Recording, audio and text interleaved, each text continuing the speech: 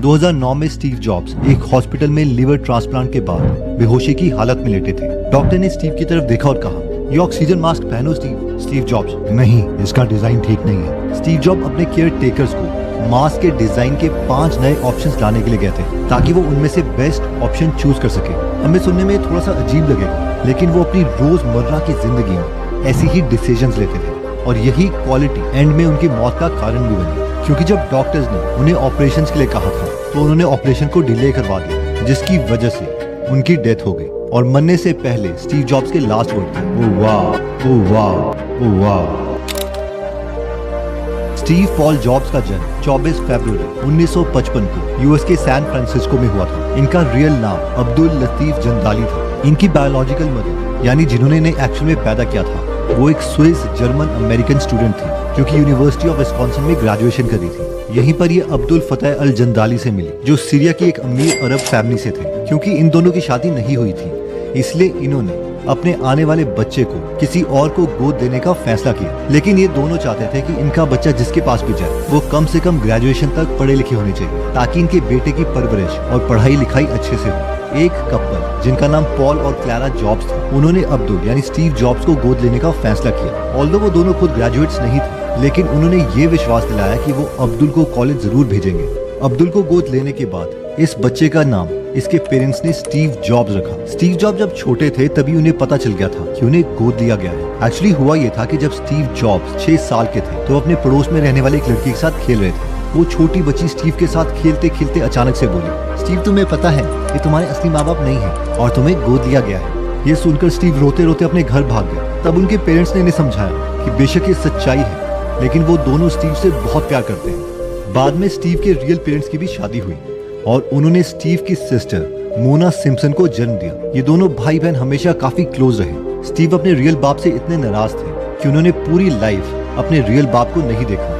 बस वो एक बार अपनी रियल माँ से मिले और उनका शुक्रिया किया कि उन्होंने स्टीव को जन्म दिया और अबॉर्ट नहीं करवाया। स्टीव बचपन से ही बहुत क्यूरियस नेचर के थे। इनके बायोग्राफर वॉल्टर आइजैक्सन लिखते हैं कि इनकी इसी आदत की वजह से बचपन में इनके साथ 2 बड़े हादसे हुए। एक बार इन्होंने एक इलेक्ट्रिक सॉकेट में मेटल की पिन डाल दी, जिसकी वजह से इनका हाथ पूरे तरीके से जल गया। और दूसरी बात तो हद तब होगी जब उन्होंने जहर खा लिया ये देखने के लिए कि इसे होता क्या है, जिसकी वजह से उन्हें इमरजेंसी रूम ले जाया गया और वो बाल बाल बचे। इसके कुछ टाइम के बाद इनकी नई फैमिली सैन फ्रांसिस्को से कैलिफोर्निया शिफ्ट हो गई। वहाँ जब इनकी स्कूलिंग शुरू हुई तो उनको क्लासेस बहुत बोरिंग लगती थी। वो इस बोरियत को दूर करने के लिए स्कूल में कुछ ना कुछ करते रहते। एक बार उन्होंने अपनी क्लास में सांप छोड़ दिया और एक बार अपने टीचर के टेबल के नीचे बॉम्ब फोड़ दिया। इनकी इन्हीं हरकतों की वजह से इनको स्कूल से बार बार वापस घर भेज दिया जाता था, लेकिन इनके पेरेंट्स ने इन्हें एक बार भी नहीं डांटा। स्टीव ने आगे चलकर ये एडमिट किया कि ये स्कूल बहुत ही बेवकूफी वाला सिलेबस पढ़ाते थे, जिसकी वजह से इनका मन कभी भी नहीं लगता था। अब जब स्टीव जॉब 4th स्टैंडर्ड में हुए तो उनके टीचर ने नोटिस किया कि स्टीव जॉब्स के लिए सिलेबस बहुत आसान था। इसलिए उन्होंने स्टीव के पेरेंट्स को सजेस्ट किया कि स्टीव को 4th क्लास की जगह 2 क्लास छोड़ के 6th स्टैंडर्ड में एडमिट करवाना चाहिए। शुरू में स्टीव के पेरेंट्स ने ये चीज एक्सेप्ट नहीं करी, बट फाइनली स्टीव को दूसरे स्कूल में 6th में एडमिशन दिलवा दी। अब दूसरे स्कूल में 6th क्लास के बच्चों के साथ इनके बहुत झगड़े होते हैं, क्योंकि ये वहाँ पर छोटे थे। एक बार तो स्टीव जॉब इतने थक गए कि उन्होंने घर आकर अपने पेरेंट्स को कह दिया कि प्लीज आप मुझे स्कूल से निकाल दीजिए, वरना मैं वहाँ कभी भी नहीं जाऊंगा। तो इनकी स्कूल लाइफ तो कुछ ऐसी ही चल रही थी, लेकिन क्योंकि ये सिलिकॉन वैली में ग्रो हो रहे थे, जिसकी वजह से इनके आसपास बहुत से इंजीनियर्स रहते थे। उन्हीं में से एक इंजीनियर का नाम था लैरी लैंग, जो आगे चलकर स्टीव जॉब के बहुत खास मेंटर भी बने। एक बार लैरी ने स्टीव को एक बहुत इंटरेस्टिंग एक्सपेरिमेंट दिखाया। उन्होंने एक कार्बन माइक्रोफोन, एक बैटरी और एक स्पीकर लिया और अपनी गाड़ी में डालकर वो माइक में कुछ बोलने लग गए और ये आवाज स्पीकर में बहुत जोर से आ रही थी। अब स्टीव जॉब्स के फादर ने स्टीव को बताया था कि ये काम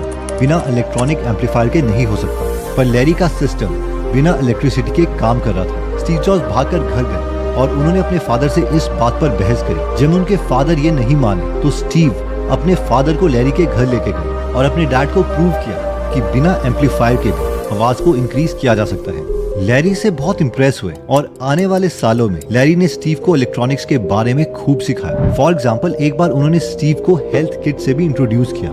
ये एक ऐसी किट्स थी जिसमें टेलीविजन रिसीवर और रेडियो इक्विपमेंट जैसी आइटम्स को बनाने की डिटेल इंस्ट्रक्शंस दिए होते थे। इन किड्स ने स्टीव को न केवल ये सिखाया कि ये चीजें कैसे काम करती हैं, बल्कि इन्होंने यंग स्टीव को ये विश्वास दिला दिया कि टेलीविजन और रेडियो जैसी दिखने वाली कॉम्प्लेक्स चीजें भी एक्चुअल में आसान होती है और उन्हें समझा जा सकता है। खैर, जैसे ही स्टीव 17 साल के हुए, उन्हें कॉलेज में डाल दिया, क्योंकि उन्होंने स्टीव के एक्चुअल पेरेंट्स से वादा किया था। अब स्टीव के पेरेंट्स ने एक ऐसा कॉलेज ढूंढा जो स्टैनफोर्ड जितना महंगा था, जिसमें स्टीव के पेरेंट्स अपनी जिंदगी भर की कमाई इसमें लगा रहे थे, और ये स्टीव जॉब्स को बिल्कुल भी पसंद नहीं आया। स्टीव जॉब्स अपनी स्टैनफोर्ड कमेंसमेंट स्पीच में बताते हैं, तब मुझे नहीं पता था कि मुझे आगे लाइफ में क्या करना है, और ना ही ये कॉलेज इसमें मेरी कोई मदद कर सकता था, इसलिए मैंने ड्रॉप आउट करने का डिसीजन लिया। उस टाइम ये डिसीजन मुझे बहुत डरावना लग रहा था, लेकिन आज जब मैं पीछे मुड़कर देखता हूँ तो मुझे ये अपनी लाइफ का सबसे बेस्ट डिसीजन लगता है। स्टीव ने जब ड्रॉप आउट किया तो वो अपने दोस्तों की गैलरी में सोए रहते थे। वो कोक की खाली कैंच बेचकर खाना खाते थे और हर संडे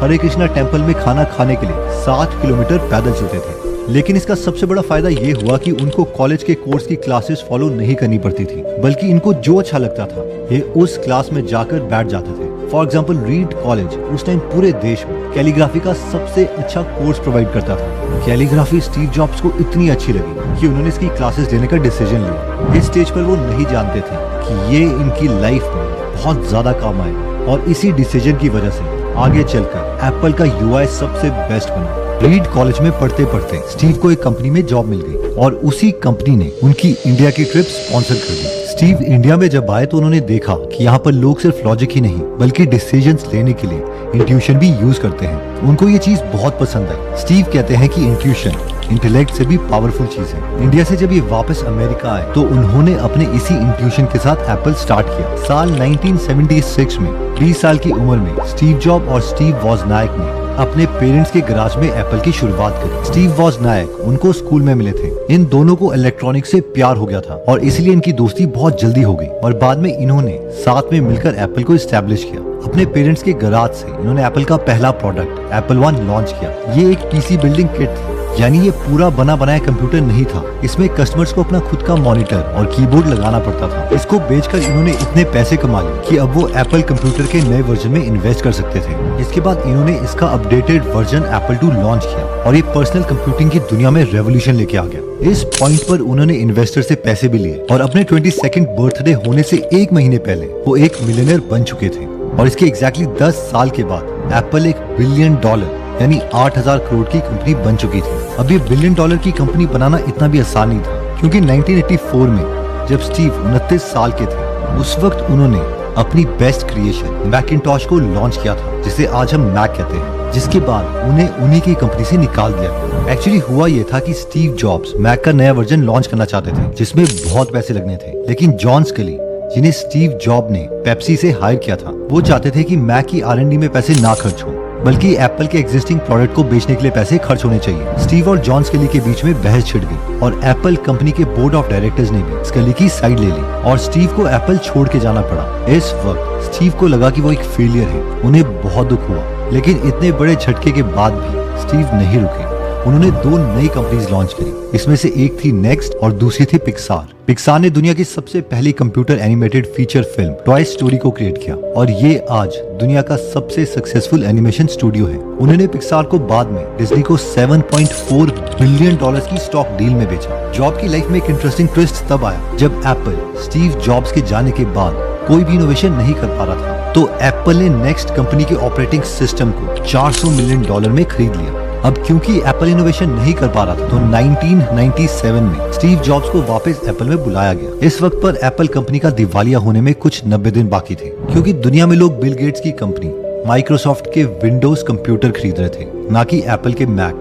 एप्पल को बैंकरप्सी से बचाने के लिए स्टीव जॉब्स ने 2 सबसे बड़े काम किए। सबसे पहले तो उन्होंने अपने कॉम्पिटिटर बिल गेट्स से एप्पल के लिए $150 मिलियन की इन्वेस्टमेंट ले ली। फिर जॉब्स ने इन्हीं पैसों को अपने बेस्ट प्रोडक्ट्स की एडवर्टाइजिंग के लिए इस्तेमाल किया। दूसरा, उन्होंने लॉ ऑफ एलिमिनेशन के कॉन्सेप्ट को यूज किया, यानी उन्होंने एप्पल में चल रहे मैक्सिमम प्रोजेक्ट्स को पहले तो बंद करवा दिया। वो कहते थे कि जितना इम्पोर्टेंट ये डिसाइड करना है कि हमें करना क्या है, उतना ही इम्पोर्टेंट ये भी डिसाइड करना है कि हमें क्या नहीं करना है। वो व्हाइट बोर्ड पर जाकर अपने एम्प्लॉय से पूछते, मुझे अपनी टॉप 10 चीजें बताओ। इसके बाद जॉब्स टीम मेंबर के सजेशन को नोट करते। उसके बाद वो अपनी टीम को कहते कि इन 10 चीजों को डिक्रीजिंग ऑर्डर ऑफ इम्पोर्टेंस में लिखो। फिर वो इनमें से आखिरी 7 चीजें काट देते और कहते कि हम सिर्फ इन टॉप 3 चीजों पर फोकस करेंगे। ये शार्प फोकस उनकी पर्सनैलिटी का सबसे स्ट्रॉन्ग कंपोनेंट था। इन्होंने इस क्वालिटी से केवल एप्पल ही नहीं बल्कि गूगल की भी हेल्प की थी। असल में इनकी लाइफ के पास्ट फेज में लैरी पेज इनसे राय लेने आए। लैरी पेज गूगल का कंट्रोल दोबारा से लेना चाहते थे। उस वक्त भी जॉब्स ने लैरी को यही सजेस्ट किया कि आप ये फिगर आउट करो कि गूगल अपने बेस्ट फेज में क्या करना चाहता था और आप आज ही उन 5 प्रोडक्ट पर फोकस करो जो गूगल को उसके बड़े गोल के करीब ले आए। स्टीव ने कहा, इन 5 को छोड़कर बाकी सबको कट डाउन कर दीजिए क्योंकि आपका फोकस और आपकी एनर्जी को खत्म कर देगा। लैरी पेज ने इनकी एडवाइस को फॉलो किया और इसी तरीके से गूगल ने अपने सबसे पावरफुल प्रोडक्ट्स को लॉन्च किया। इसके बाद उनकी नेक्स्ट इंपॉर्टेंट क्वालिटी थी उनका परफेक्शन के लिए पागलों वाला क्रेज। फॉर एग्जाम्पल, जब वो आईफोन का लॉन्च करने वाले थे तो आईफोन की स्क्रीन प्लास्टिक से बनी थी। लॉन्च से पहले आईफोन का प्रोटोटाइप स्टीव ने अपने पास जेब में रखा था, जिसके साथ वो घर की चाबियां भी रखते थे। उन्होंने नोटिस किया कि आईफोन की स्क्रीन में स्क्रैचेस पड़ जाते हैं। उन्होंने अपने इंजीनियर्स को कह के प्रोडक्शन रुकवा दी और कहा कि इसमें ग्लास लगना चाहिए क्योंकि इसमें स्क्रैचेस बहुत कम लगते हैं और इसकी फील भी बहुत अच्छी है। इंजीनियर्स ने कहा कि कांच टूट जाएगा, लेकिन वो नहीं माने। फाइनली वो वेंडल वीक से मिले जो कि कॉर्निंग के सीईओ थे। वेंडल ने स्टीव को बताया कि वो गोरिल्ला ग्लास यूज कर सकते हैं जो कि बहुत स्ट्रॉन्ग है। स्टीव ने वेंडल को कहा कि तुम जितने भी गोरिल्ला ग्लासेस प्रोड्यूस कर सकते हो तुम कर दो, हम सारे खरीद लेंगे। और फाइनली एक अमेजिंग फोन लॉन्च हुआ जिसे हम आईफोन कहते हैं। उस वक्त जिसने भी इस प्रोडक्ट को यूज किया था उनके मन में सिर्फ एक ही चीज आई थी, वाओ क्या अमेजिंग प्रोडक्ट है यार। जब आईफोन पहली बार लॉन्च हुए थे ना तो मेरे पास 2 आईफोन आए थे, वैसे मैंने एक उनको भेज दिया। शाह वाज हैपनिंग, अरे क्या चीज है यार, ये तो माइंड ब्लोइंग है। परफेक्शन की ये क्वालिटी जॉब्स ने अपने फादर से सीखी थी। एक्चुअली एक बार स्टीव जॉब्स और उनके डैड कैबिनेट को पेंट कर रहे थे। फ्रंट साइड पेंट होने के बाद जॉब्स ने पेंटिंग बंद कर दी। इस पर उनके डैड बोले, इसकी पिछली साइड कौन पेंट करेगा? इस पर छोटे स्टीव्स बोले, लेकिन डैड पिछली साइड तो कोई देखेगा नहीं ना, किसी को पता नहीं चलेगा। इस पर उनके डैड ने कहा, हाँ किसी को पता नहीं चलेगा, लेकिन तुम्हें तो पता है ना। और ये बात स्टीव जॉब की बचपन से ही मन में रह गई। जॉब्स ने इस लेसन को एक मशीन के सर्किट बोर्ड में भी अप्लाई किया। उन्होंने अपने इंजीनियर्स को बोला कि चिप्स को वो इतना नीटली अरेंज करें ताकि उनका सर्किट बोर्ड एकदम नीट और क्लीन दिखाई दे। जॉब्स के इस फीडबैक ने उनके इंजीनियर्स को चौंका दिया क्योंकि सर्किट बोर्ड मशीन के अंदर बहुत ही टाइटली फिट होना था। वो चिप कभी भी किसी कंज्यूमर को दिखाई नहीं देनी थी, न ही उस चिप की वजह से बाहर कंप्यूटर की दिखावट में कोई फर्क पड़ना था। लेकिन फिर भी स्टीव जॉब्स नहीं माने और इंजीनियर्स को उनकी बात माननी पड़ी। और तो और परफेक्शन को लेकर उनका क्रेज इतना हाई था कि वो अपने घर का फर्नीचर भी नहीं खरीद पाते थे। परफेक्ट फर्नीचर ना मिलने के कारण वो घर में बहुत ही कम फर्नीचर रखते थे। 2003 में स्टीव जॉब्स के पेट में दर्द हुआ और स्कैन से पता चला कि उनके पैनक्रियाज में ट्यूमर है। डॉक्टर ने कहा कि ये उतना ज्यादा खतरनाक नहीं है, लेकिन फिर भी उनको कहा कि जल्दी से जल्दी वो ऑपरेशन करवा ले।